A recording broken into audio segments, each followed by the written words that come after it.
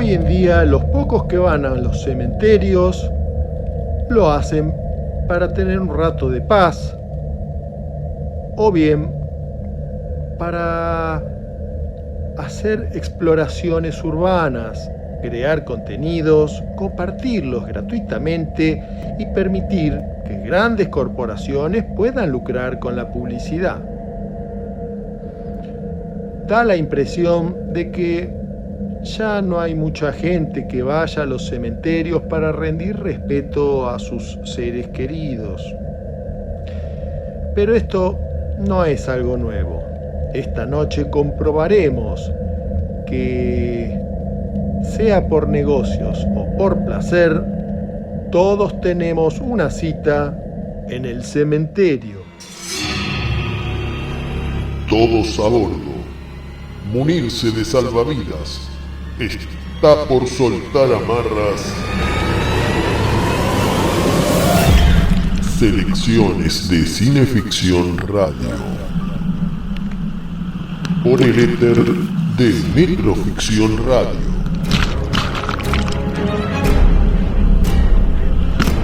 En la próxima media hora, un poco de todo, mucho de nada y nada de bastante. El universo del horror, lo fantástico y algo más.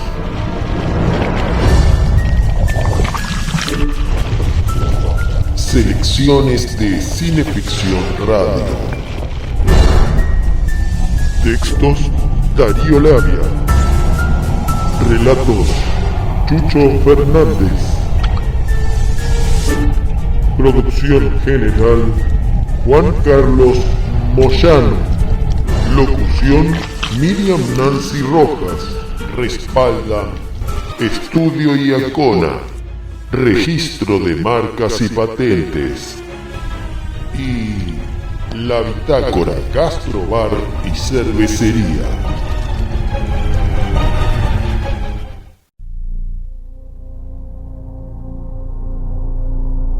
Al ver mis horas de fiebre e insomnio lentas pasar, a la orilla de mi lecho, ¿quién se sentará? Cuando la trémula mano tienda, próximo a expirar, buscando una mano amiga, ¿quién la estrechará? Cuando la muerte vidríe de mis ojos el cristal, mis párpados aún abiertos, ¿quién los cerrará? Cuando la campana suene, si suena en mi funeral, una oración al oírla, ¿quién murmurará? Cuando mis pálidos restos opriman la tierra ya, sobre la olvidada fosa, ¿quién vendrá a llorar? ¿Quién, en fin, al otro día, cuando el sol vuelva a brillar, de que pasé por el mundo, quién se acordará?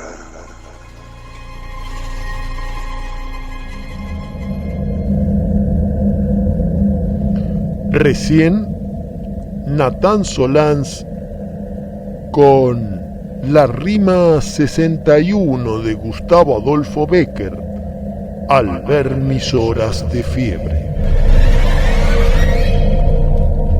Habló Bécquer en su obra sobre la vida de ultratumba, pero ¿qué hay de la vida de antetumba? Bécquer vivió usualmente penurias económicas durante los 34 años de su corta vida. Después de su fallecimiento, su obra en prosa y sus rimas se publicaron en forma de 2 volúmenes vía suscripción, destinando las ganancias a la viuda e hijos de Bécquer. Estos 2 tomos, que fue lo que nos permite hoy acordarnos de él, simbolizan de esta manera las aspiraciones y sufrimientos de la vida de un poeta. Aún así, ¿cuántas adaptaciones se filman hoy en día de Bécquer? ¿Cuántos jóvenes leen y comentan sus rimas? ¿Quién se acuerda de Bécquer? ¿Quién se acordará de nosotros? Esta noche concluimos estas selecciones de Cineficción Radio explorando esta presencia fría e inquietante que a veces nos aletea tan cerca de los ojos que parece que fuera a tocarnos. Somos dos profanadores de tumbas, Chucho Fernández y Darío Labia, que buscan páginas mohosas que se le escapan a la trituradora de olvido que opera la gran igualadora. Por eso esta noche, con pico, pala, linterna y un arma con calibre a criterio, nos ponemos a trabajar en el cementerio. Artista invitado, Natán Solans.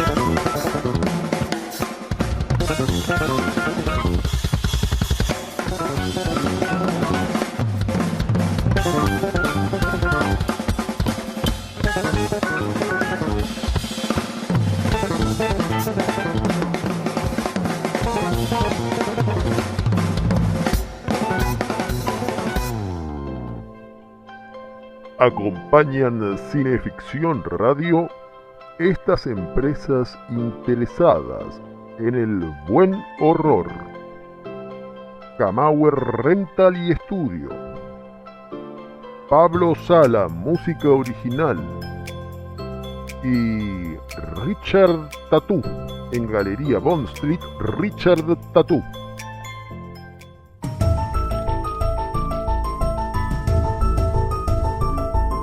Estamos escuchando Cineficción Radio, con la conducción de Chucho Fernández y Darío Labia.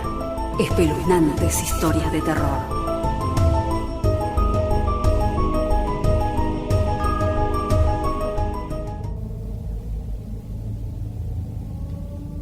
Hay muchos testimonios de trabajadores de cementerios. Lo que no es usual son testimonios de adolescentes que trabajen en un cementerio. A continuación, les compartimos el relato de Maurice Prulx, alumno de la Universidad Laurentian, que en 1973 dejó constancia de su experiencia publicándola en un periódico estudiantil. ¿Cómo pasé mis vacaciones de verano? Encontrar un empleo veraniego puede ser toda una tarea. Este verano, algunos estudiantes de Laurentian descubrimos que aferrar un empleo veraniego también puede ser desafiante.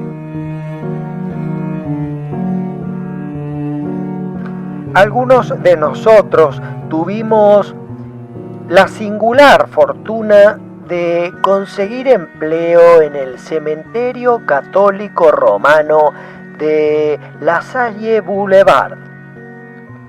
En este mundo de ruidos y de neón, de plástico y de polución, de vértigo y protestas, a algunas personas les agrada saber de la existencia de pintorescos baches que resisten al progreso. El cementerio católico romano es uno de esos lugares, pero desafortunadamente lo es debido a unas condiciones laborales propias del siglo XIX.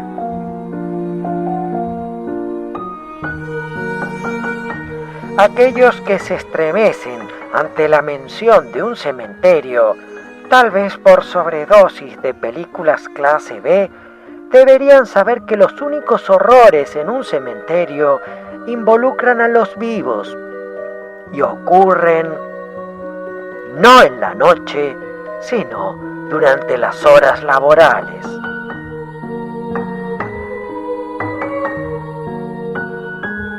El directorio del cementerio decidió invertir algo de su presupuesto en un plan de jardinería y contrató a tal efecto asistentes veraniegos, es decir, estudiantes, para acometer con esa tarea. He de aclarar dos cosas. Primero, el cementerio, salvo excepciones, tiene ganancias anuales.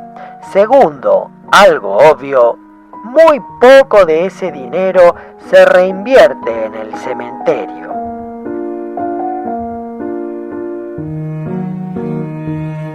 El directorio, compuesto por un grupo de profesionales y elementos de la burguesía, tenía poco conocimiento acerca de trabajo manual, y algo que se hizo evidente, mucho menos acerca del trabajo en un cementerio. Cuando conversé con el profesor Behrens, presidente del directorio, su impresión acerca del trabajo veraniego era la de hacer jardinería. Luego tuve la idea junto a los otros estudiantes que esa jardinería sería un equivalente a unas vacaciones estivales pagas.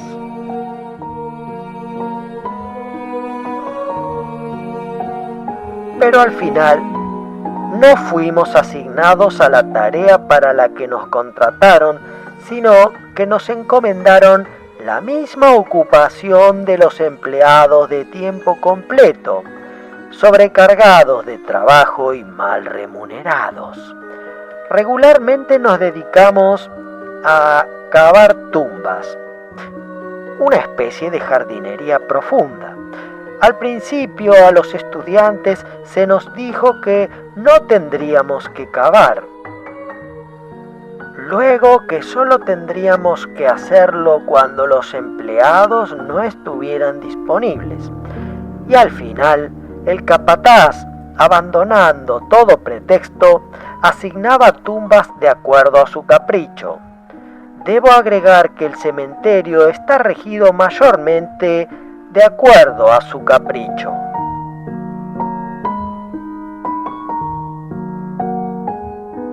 En lugares más civilizados, el cavado de cementerios es realizado por medios mecánicos.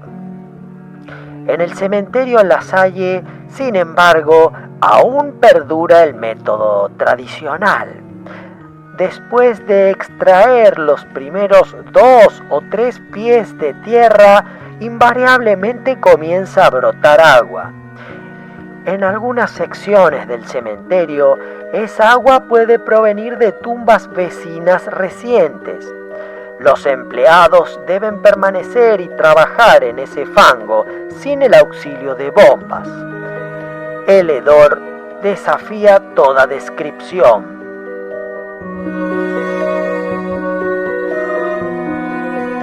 El cementerio está administrado de manera ineficiente. Los estropicios encuentran como chivo expiatorio a los empleados. Se argumentó que el primer estudiante en ser despedido no cavaba sus fosas tan rápido como sus colegas. Igualmente, los otros 2 estudiantes fuimos despedidos por no cavar nuestras fosas tan rápido como los demás. Los 3 fuimos despedidos de empleos que no se suponía debíamos efectuar, y fue obvio para todos que por razones personales más que administrativas.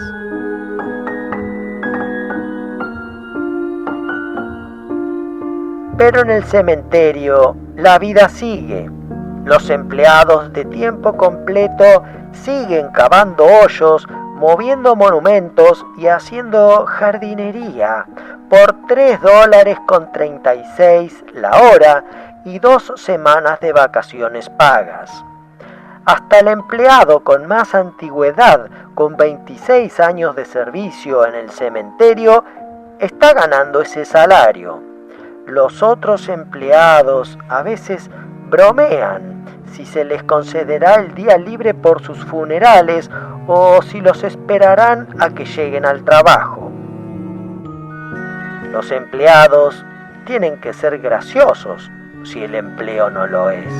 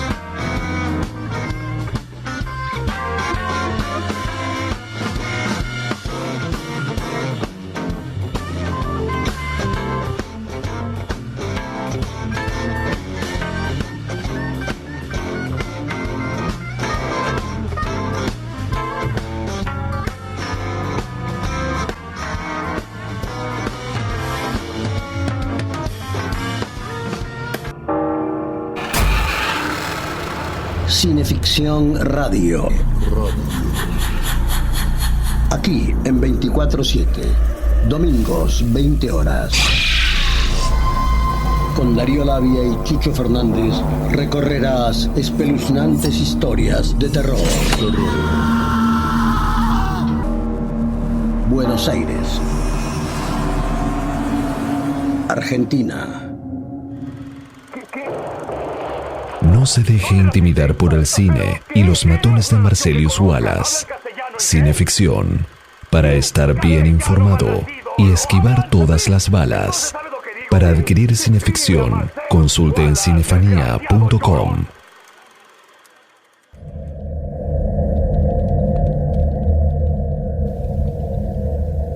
En 1936, el joven de 21 años Henry Kuttner publicó su primer relato profesional, Las ratas del cementerio, desde luego en la revista Weird Tales.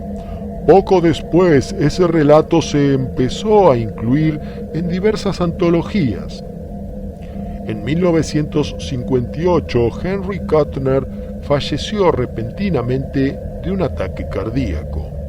Tenía 42 años. Ese año salió una antología titulada Graveyard Reader, que incluyó Las ratas del cementerio y estuvo dedicada a su memoria. Si bien fue el primero de docenas de relatos que su autor facturó abarcando varios géneros, parece que Henry Kuttner quedó asociado a Las ratas del cementerio, incluso por ser su relato más traducido en nuestro idioma, siendo incluido en el volumen Los mitos de Chulu, publicado en 1969 en la colección Libro de Bolsillo de Editorial Alianza, con traducción de Francisco Torres Oliver.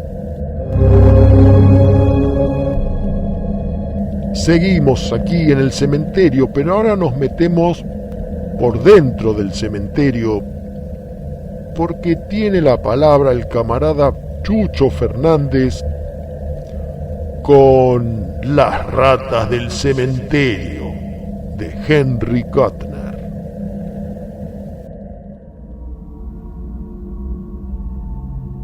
El viejo Mason, guardián de uno de los más antiguos y descuidados cementerios de Salem, sostenía una verdadera guerra contra las ratas.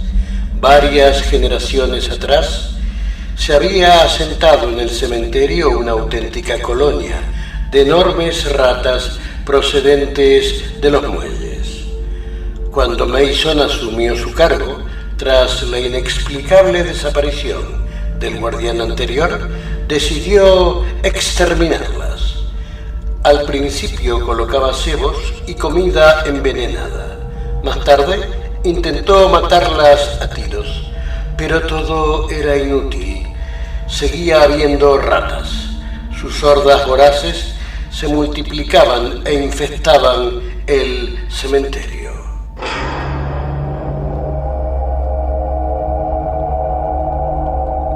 Eran grandes, de unos 35 centímetros de largo, sin contar la cola pelada y gris. Mason las había visto hasta del tamaño de un gato, y cuando los sepultureros descubrían alguna madriguera, comprobaban con asombro que por aquellos malolientes túneles cabía sobradamente el cuerpo de una persona. Mason había oído rumores sobre ciertas criaturas horribles que moraban en las profundidades de la tierra y tenían poder sobre las ratas, a las que agrupaban en ejércitos disciplinados. Según decían los ancianos, algunos cuerpos habían sido robados de las sepulturas con el fin de celebrar festines subterráneos y nocturnos.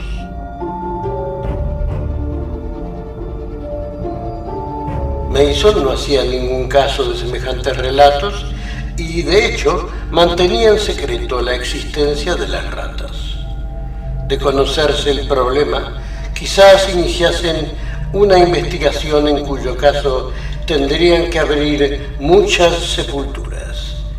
Y en efecto, hallarían ataúdes perforados y vacíos que atribuirían a las actividades de las ratas, pero descubrirían también algunos cuerpos con muy comprometedoras mutilaciones.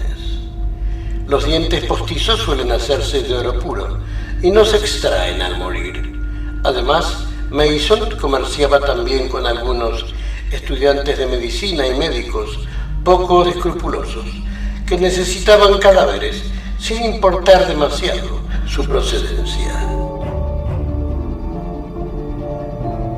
Hasta entonces, Mason se las había arreglado muy bien para que nadie investigara. Había negado ferozmente la existencia de las ratas, aun cuando a veces le arrebataban el botín arrastrando el cadáver entero por un boquete que ellas mismas roían en el ataúd. El tamaño de esos agujeros era asombroso. Por otra parte, se daba la circunstancia de que las ratas horadaban los ataúdes siempre por uno de los extremos y no por los lados. Parecía como si algún guía dotado de inteligencia las dirigiese.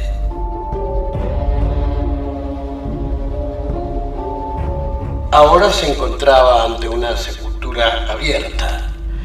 Acababa de quitar la última paletada de tierra húmeda y de arrojarla a un lado.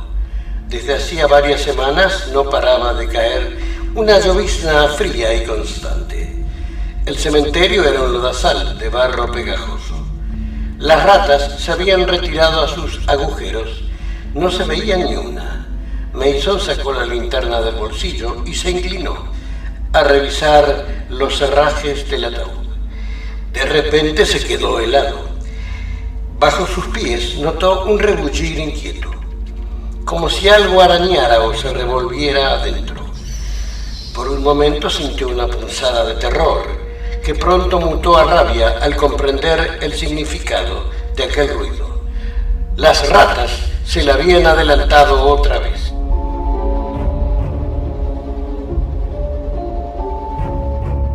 En un rato de cólera, metió el canto de la pala bajo la tapa e hizo palanca, hasta que pudo levantarla. Luego encendió la linterna y la enfocó al interior del ataúd. La lluvia salpicaba el blanco tapizado de raso. Estaba vacío. Mason percibió un movimiento furtivo en la cabecera de la caja y dirigió hacia allí la luz. El extremo del sarcófago había sido horadado y el boquete comunicaba, al parecer, con una galería, pues en aquel mismo momento desaparecía por allí, a tirones, un pie flácido enfundado en su correspondiente zapato. Mason comprendió que las ratas se le habían adelantado esta vez por un instante.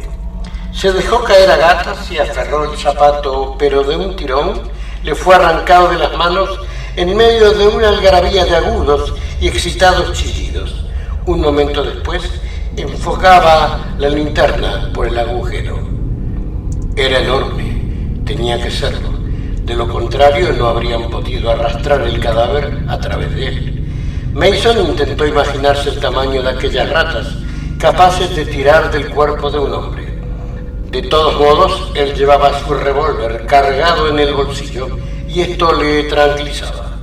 Recordó los gemelos de los puños y la perla del alfiler de la corbata, y sin pensarlo más, se prendió la linterna al cinturón y se metió por aquella angosta abertura. Delante de él, a la luz de la linterna, podía ver las suelas de los zapatos que eran arrastradas hacia el fondo del túnel. Se movió lo más rápidamente posible, pero por momentos apenas podía avanzar, aprisionado entre aquellas estrechas paredes de tierra. El aire se hacía irrespirable por el hedor. Mason decidió que si no alcanzaba el cadáver al siguiente minuto, volvería para atrás. Siguió adelante cruzando varias bocas de túneles adyacentes. Las paredes de la madriguera estaban húmedas y pegajosas. Por 2 veces oyó a sus espaldas pequeños desprendimientos de tierra. El segundo de estos le hizo volver la cabeza.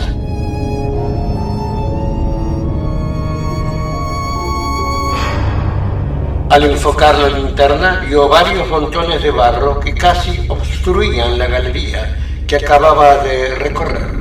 El peligro de un desmoronamiento se le figuró de pronto en toda su espantosa realidad. Decidió abandonar la persecución a pesar de que casi había alcanzado el cadáver de las invisibles criaturas que lo arrastraban.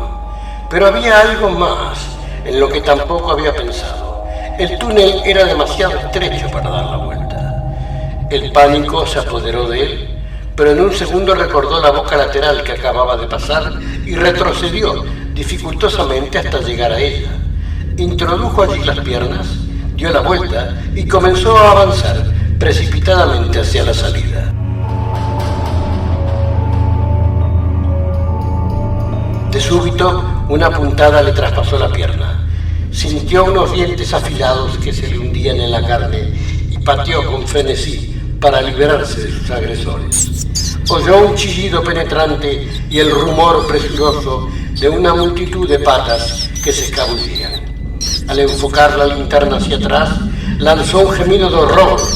Una docena de ojillos malignos que brillaban bajo la luz le miraban atentamente. Eran criaturas deformes, grandes como gatos, pero detrás de ellas vislumbró una forma negruzca que desapareció en la oscuridad.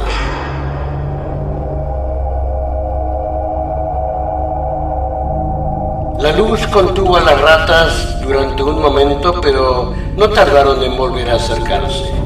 Mason consiguió sacar su pistola del bolsillo y apuntó procurando pegar los pies a las mojadas paredes del túnel para no herirse. El estruendo del disparo le dejó sordo durante unos instantes.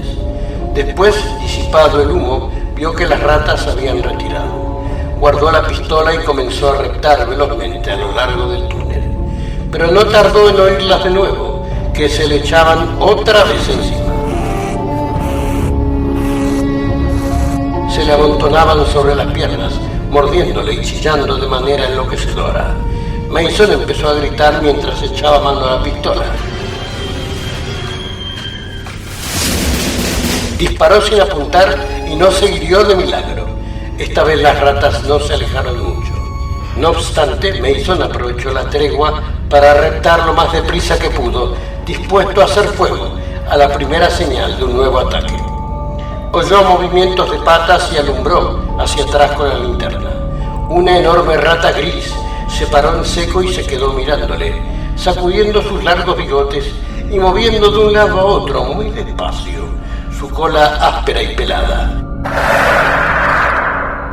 Mason disparó y la rata echó a correr.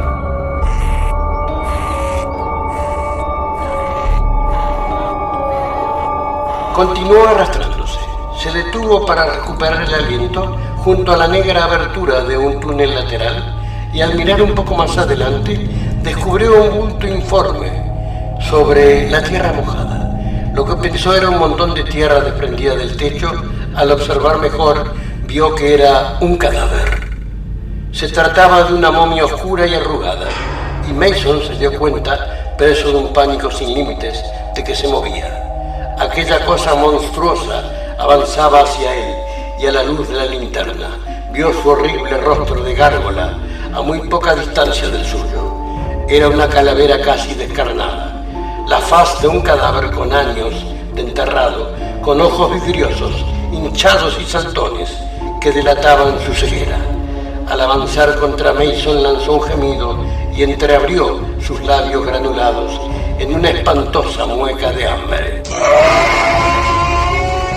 Cuando aquel horror estaba ya a punto de rozarle, Mason se precipitó frenéticamente por la abertura lateral. Oyó el sordo gruñido de la criatura que lo seguía de cerca. Mason gritó y trató de avanzar desesperadamente por la estrecha galería. Reptaba con torpeza. Las piedras afiladas le herían manos y rodillas. El barro le salpicaba los ojos, pero no se atrevió a detenerse ni un segundo más. Avanzó a gatas, jadeando y maldiciendo histéricamente. Con chillidos triunfales, las ratas se precipitaron de nuevo sobre él. Mason estuvo a punto de sucumbir, pero logró sacárselas de encima. El pasadizo se estrechaba y ya al borde del pánico pataleó, gritó y disparó hasta que el martillo pegó sobre el tambor vacío. Por ahora había rechazado a las ratas. Observó entonces que se hallaba bajo una piedra grande, encajada en la parte superior de la galería. Al tratar de avanzar notó que la piedra se movía y se le ocurrió una idea. Si pudiera dejarla caer de forma que obstruyese el túnel. La tierra estaba húmeda por la lluvia. Se enderezó y se puso a quitar el barro que sujetaba la piedra. Las ratas se aproximaban. Veía brillar sus ojos al resplandor de la linterna. Siguió cavando, frenético. La piedra cedía. Tiró de ella y la movió de sus cimientos. Se acercaba una rata. Era el monstruo que había visto antes. Gris, leproso, repugnante. Avanzaba mostrando sus dientes anaranjados. Mason dio un último tirón de la piedra y la sintió resbalar hacia abajo. Entonces reanudó su camino a rastras por el túnel.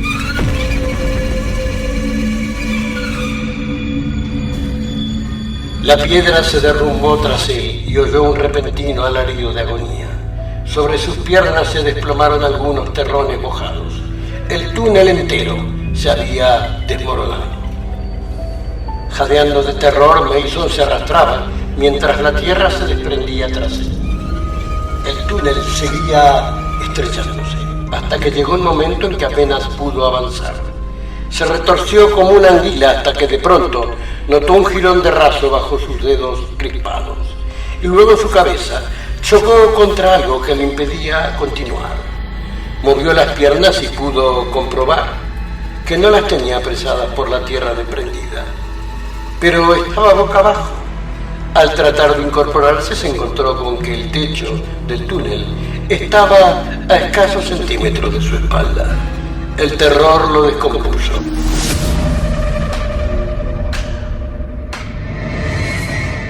Al salirle al paso aquel ser espantoso y ciego se había desviado por un túnel lateral, por otro túnel que no era por el que tenía que salir. Se encontraba ahora en un ataúd vacío, al que había entrado por el agujero que las ratas habían practicado en su extremo. Intentó ponerse boca arriba, pero no pudo. La tapa del ataúd le mantenía inexorablemente inmóvil. Tomó aliento entonces e hizo fuerza contra la tapa. Era inamovible y aún si lograse escapar del sarcófago, ¿cómo excavaría a través del 1,5 metros de tierra que tenía encima? Respiró con dificultad. El calor sofocante y el hedor eran irresistibles. En un paroxismo de terror, desgarró y arañó el forro acolchado hasta destrozarlo. Hizo un inútil intento para acabar con los pies en la tierra desprendida que le impedía la retirada. Si lograse solamente cambiar de postura, podría excavar con las uñas una salida hacia el aire. Una agonía candente penetró en su pecho. El pulso le dolía los globos oculares. Parecía como si la cabeza le fuera a estallar. Y de súbito oyó los triunfales chillidos de las ratas. Comenzó a gritar enloquecido, pero era inútil. Durante un momento se revolvió histéricamente en su estrecha prisión, hasta que se calmó, boqueando por falta de aire. Cerró los ojos, sacó la lengua ennegrecida y se hundió en la negrura de la muerte, con los chillidos dementes de las ratas taladrándole los oídos.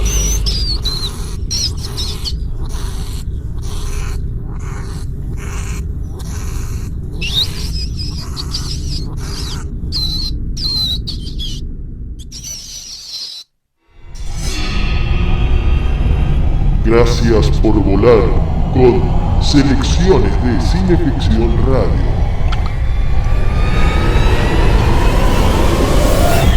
Textos: Darío Labia. Relatos: Chucho Fernández. Productor general: Juan Carlos Moyano.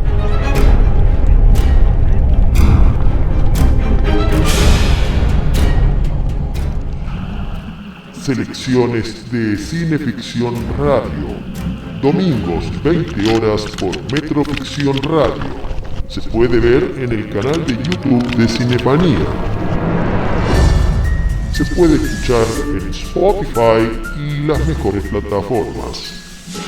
Respaldan Estudio Iacona. Para proteger una idea, mejor registrarla con los mejores. Estudio Iacona. Y La Bitácora, tu día es hoy. Disfrútalo en La Bitácora, Gastrobar y Cervecería. Será hasta el próximo domingo a las 20 horas, cuando no quede nadie en los camarotes.